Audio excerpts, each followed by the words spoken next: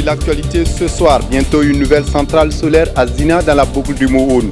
Les travaux viennent d'être lancés ce 1er août et vont durer environ 14 mois. C'est une centrale qui produira annuellement 20 MW et constitue le premier projet en mode PPP, partenariat public-privé. Qui sont ceux qui composent ce partenariat et quelles sont ses opportunités pour le Burkina Faso? On en parle dans ce journal. Près d'1 million de candidats composent depuis ce matin pour environ 12 300 postes dans les concours directs de la fonction publique. Les épreuves écrites viennent d'être lancées ce matin à Ouagadougou par le ministre en charge de la fonction publique. Images et commentaires à suivre dans cette édition. En politique, le groupe parlementaire CDP n'a pas voté la loi portant allègement des procédures des marchés publics à l'Assemblée nationale, mais aussi d'autres lois à l'hémicycle. Face à la presse ce matin, le président du groupe parlementaire Alfred Sanou et ses camarades estiment également avoir contribué à l'animation de l'hémicycle. Vous les entendrez dans ce journal. Mesdames, Messieurs, bonsoir. Ravi de vous retrouver. Le Burkina Faso vient de lancer les travaux d'une grande centrale solaire à Zina, dans la boucle du Mouhoun. C'est le Premier ministre Paul Kabatieba qui a présidé les travaux. C'est une centrale qui produira annuellement 20 MW et sera érigée sur 72 hectares avec l'implantation de 85 000 panneaux photovoltaïques. Les travaux vont durer 14 mois. C'est un projet en mode PPP, partenariat public-privé, et le premier d'ailleurs dans les énergies renouvelables au Burkina. Présentation avec Paul Sawadogo sur place à Dédougou. C'est une centrale solaire de 20 MW extensible à 30 MW qui sera construite à Zina dans la province du Mouhoun. D'un coût de plus de 25 milliards de francs CFA, le projet Zina solaire est le fruit d'un partenariat public-privé. Ce projet vient augmenter l'offre énergétique du Burkina. Le gouvernement a fait une priorité de développer donc l'énergie solaire parce que ça va nous revenir moins cher et ça va nous permettre également de produire beaucoup plus d'électricité que ce que nous avons. Tout le monde le sait. Au mois de mars et au mois d'avril, lorsqu'il fait très chaud, comment nous souffrons à cause des délestages. Donc, avec la politique du gouvernement qui consiste donc à promouvoir l'énergie solaire, nous comptons petit à petit et combler ce gap entre l'offre et la demande. Mais le deuxième aspect qui est le plus important, ça touche la compétitivité de l'économie.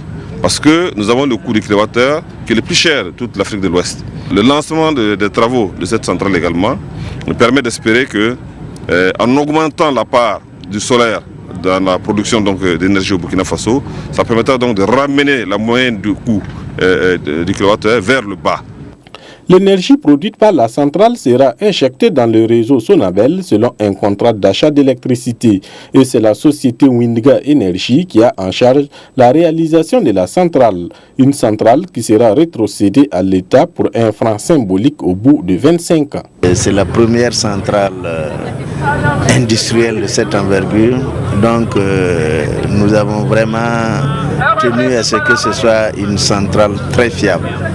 Et c'est pour ça que nous avons des partenaires de référence et cette centrale sera construite par la société BIC qui est connue. Les retombées de la centrale de Zina, selon les ministres en charge de l'énergie, sont entre autres la stabilité du prix des ventes de l'électricité, l'amélioration des conditions de vie des populations, la création d'emplois et le transfert de technologies. La centrale solaire de Zina va aider le Burkina à éliminer environ 20 000 tonnes de gaz carbonique chaque année. Dans l'actualité ce soir, près d'1 million de candidats composent depuis ce matin pour environ 12 300 postes dans les concours directs de la fonction publique. Les épreuves écrites viennent d'être lancées par le ministre en charge de la fonction publique, Adama Guiti Draman Guéné. Lycée Philippe Zenda Kaboré, il est 7 heures. Les candidats sont présents. Après vérification des identités, c'est le moment décisif. Le ministre de la fonction publique, accompagné de ses collaborateurs, procède à la découverte du premier sujet des inspecteurs des douanes.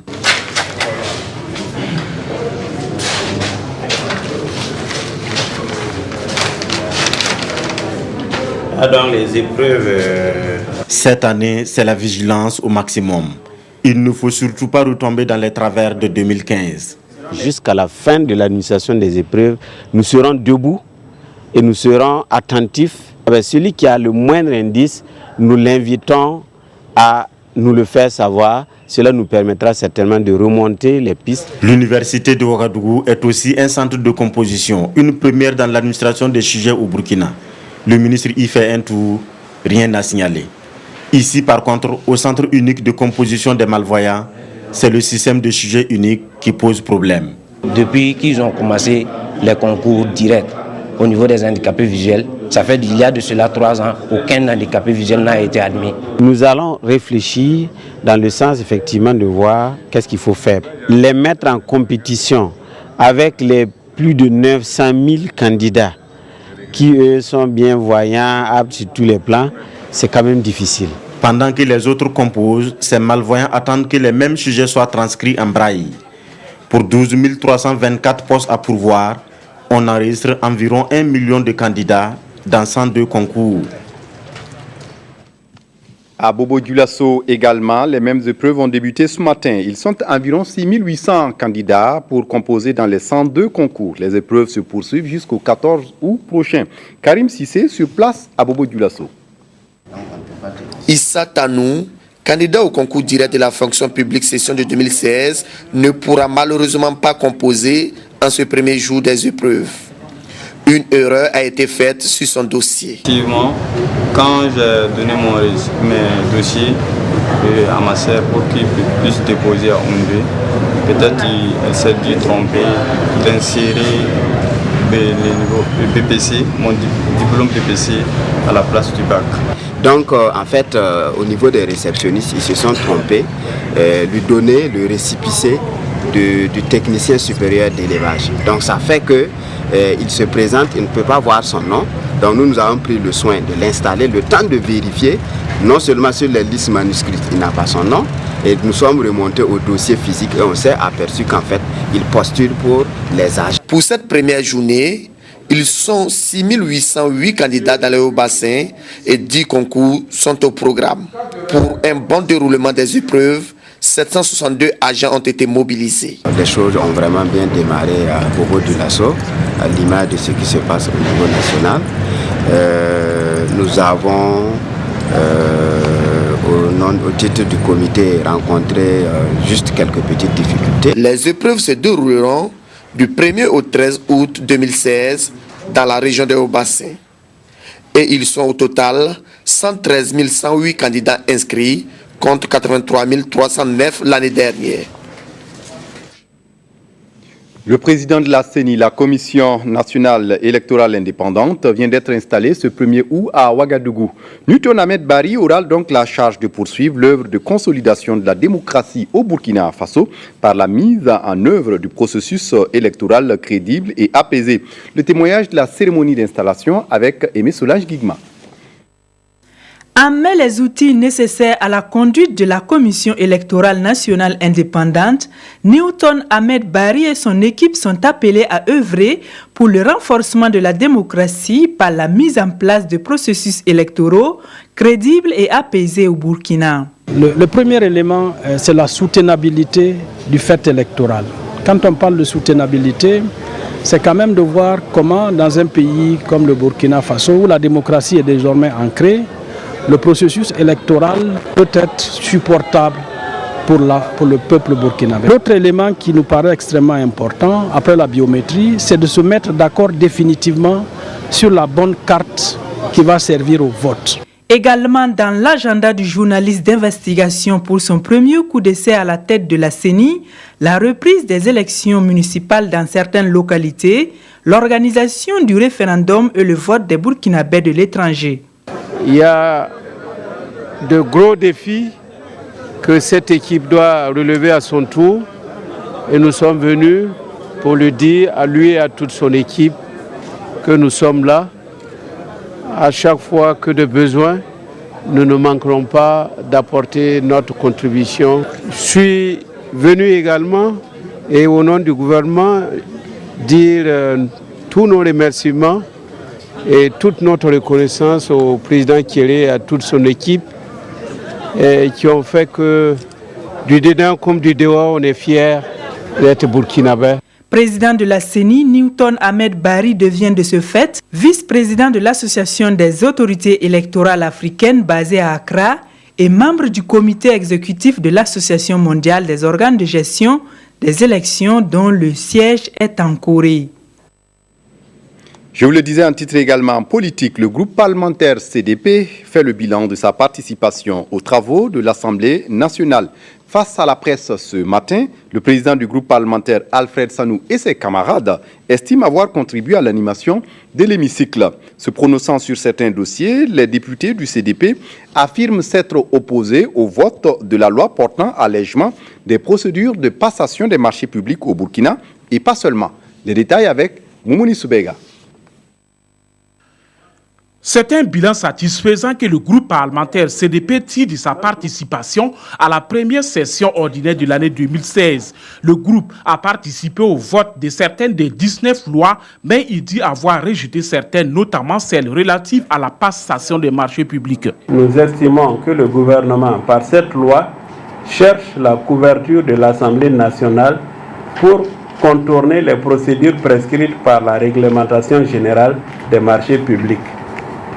Nous ne pouvons pas donner un blanc-seing à l'exécutif pour agir dans un secteur aussi sensible que celui des marchés publics, ouvrant ainsi la porte à toutes sortes d'atteintes aux principes de transparence et de bonne gouvernance. Le groupe parlementaire CDP déplore le comportement de certains membres de l'exécutif. Il pointe du doigt des ministres qui, pour des raisons de calendrier, n'ont pu répondre aux préoccupations des députés. Le contrôle parlementaire est une des prérogatives essentielles que la Constitution confère au Parlement et le gouvernement ne peut s'y soustraire sous aucun prétexte parce qu'il est soumis au devoir de redevabilité au peuple.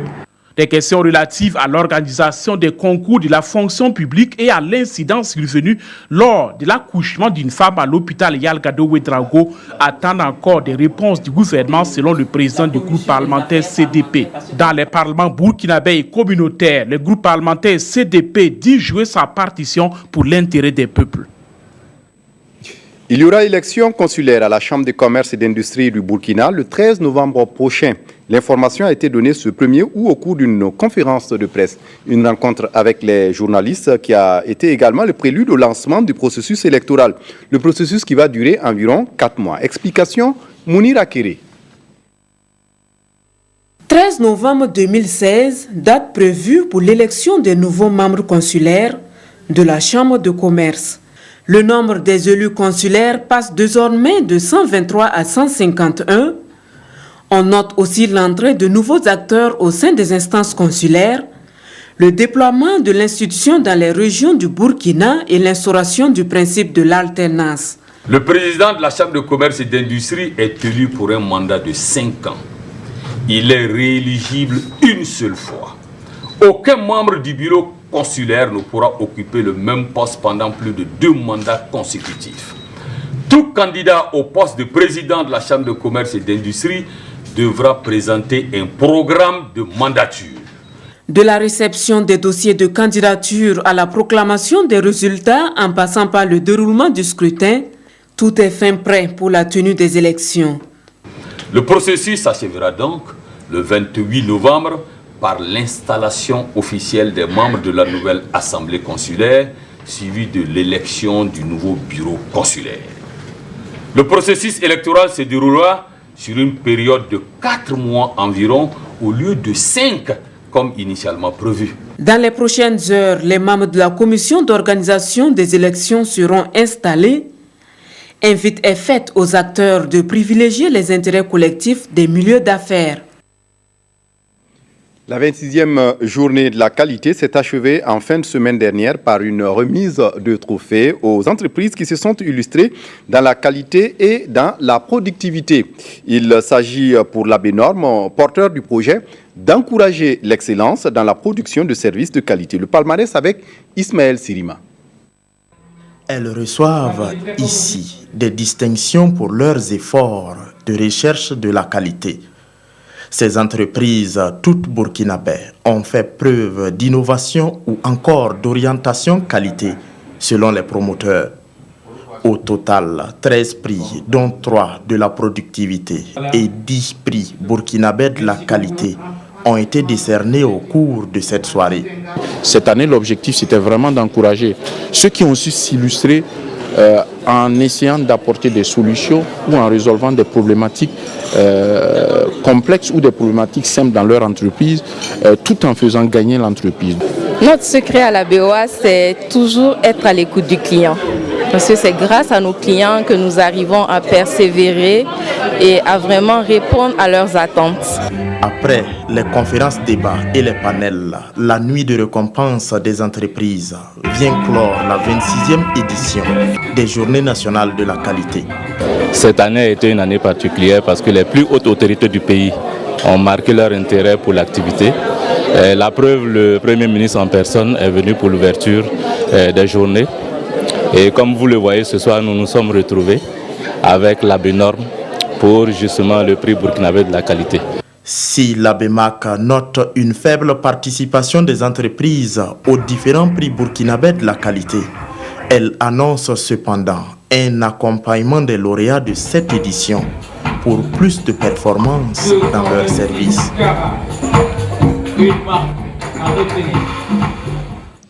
La qualité encore est toujours recherchée comme dans l'enseignement supérieur et pour le projet d'appui à l'enseignement supérieur, le projet qui vient d'achever à Ouagadougou une formation à l'intention de plus de 190 enseignants d'université de l'espace UEMOA. La formation a surtout concerné les nouvelles filières porteuses. Estelle Judith Assogba. Ces enseignants des universités publiques et privées de l'espace UEMOA renforcent leurs compétences en didactique dans les disciplines liées aux nouvelles filières porteuses des institutions d'enseignement supérieur. La présente session de formation est axée sur 8 domaines qui concernent entre autres les sciences de la santé, les sciences agronomiques, les lettres, langues et arts, les sciences de l'éducation et de la formation et les sciences juridiques. Les bénéficiaires ont 10 jours pour assimiler les méthodes et techniques leur permettant de mieux transmettre les cours.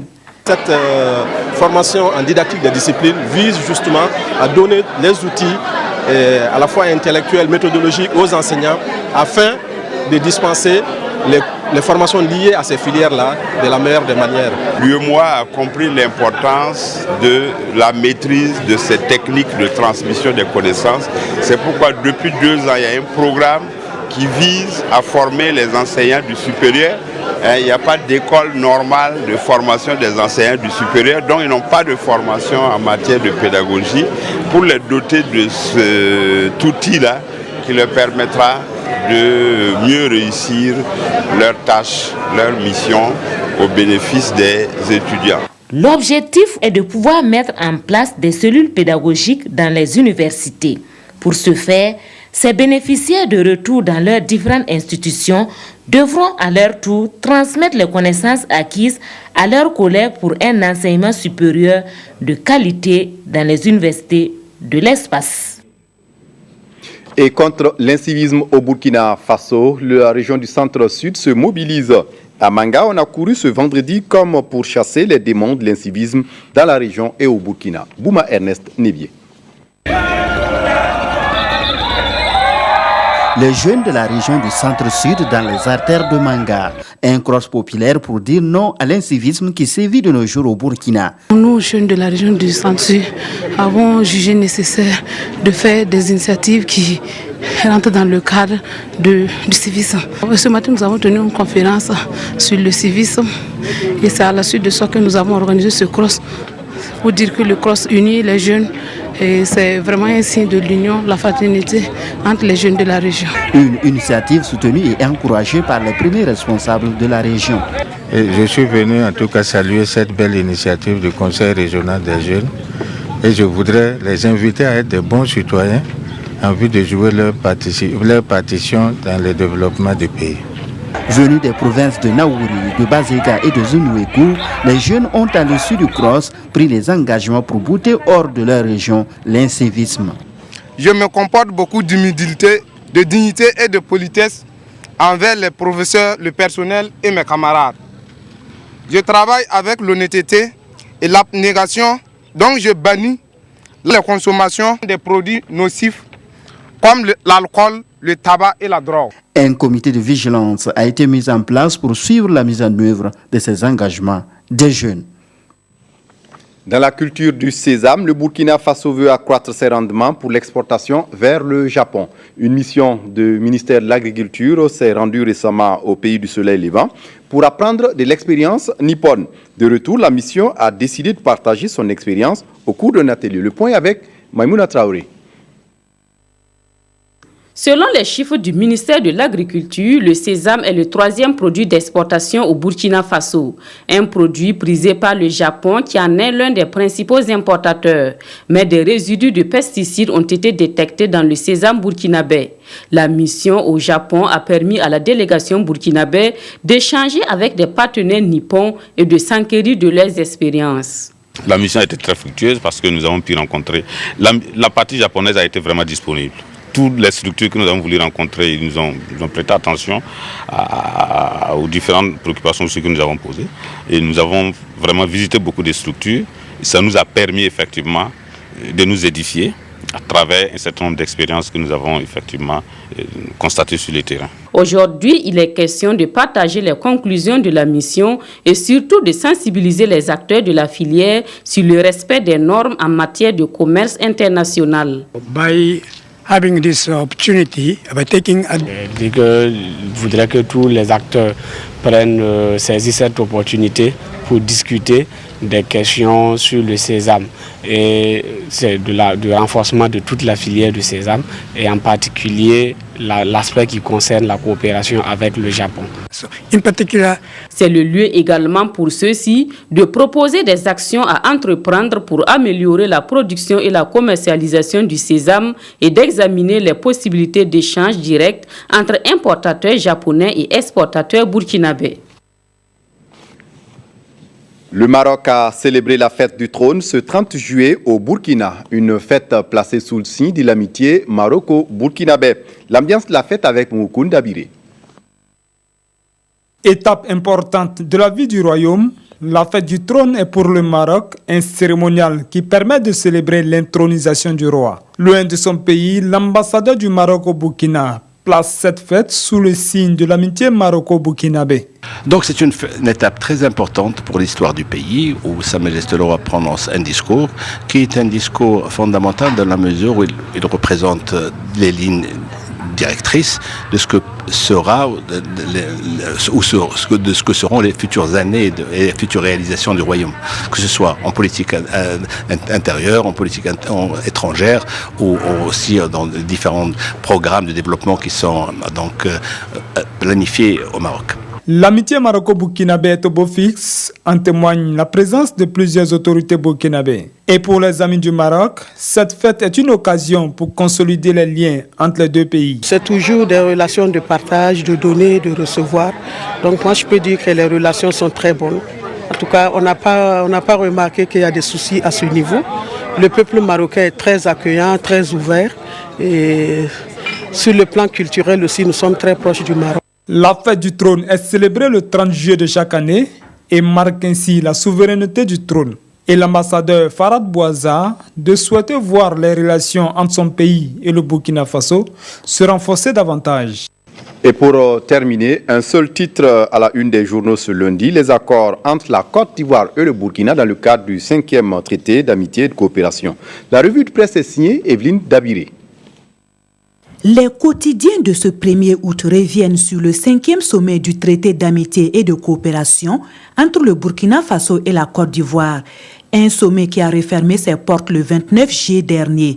Au cours de cette rencontre, les deux pays ont d'abord fait le point des décisions et orientations prises lors du 4e sommet, rapporte Sidoya. Ensuite, l'actualité liée aux Burkinabés vivant autour du mont Peko n'a pas échappé aux deux gouvernements, poursuit le quotidien d'État, qui rappelle le souhait du président Kaboré, celui d'être impliqué dans les échanges pour trouver une solution définitive à ce problème du mont Peko, écrit ce journal. Les présidents Roch et Alassane se sont engagés à intensifier la coopération entre les deux pays, selon le journal Le Pays. Pour le président Kaboré, toujours dans ce journal, cette coopération, nous la voulons dynamique, fertile et soucieuse des intérêts de nos deux peuples respectifs. Et dès son retour, écrit Notre Temps, un point de presse a été donné pour signifier toute la satisfaction du président Kaboré pour les conclusions de cette rencontre au sommet qui a vu la signature de 13 accords entre les deux pays. Des accords publiés en intégralité dans le journal Le Quotidien. L'observateur Palga rapporte des coulisses du sommet. Le président ivoirien aurait joué de son entre-gens pour renouer le dialogue entre le président Roch-Marc Christian Kaboré et Blaise Compaoré, un dialogue interrompu depuis 2 ans. Cette information qui a été révélée sur le compte Twitter de la télévision ivoirienne a été démentie par le ministre des Affaires étrangères Alpha Bari dans les colonnes de Aujourd'hui au Faso. En ces termes, il n'y a jamais eu de contact téléphonique entre Roch et Blaise. Vrai ou faux, polémique à suivre, conclut l'observateur Palga. C'est tout pour ce journal, mais à 21h, l'actualité sportive sur la RTB avec le service des sports. D'ici là, excellente suite de programmes sur la RTB. Au revoir.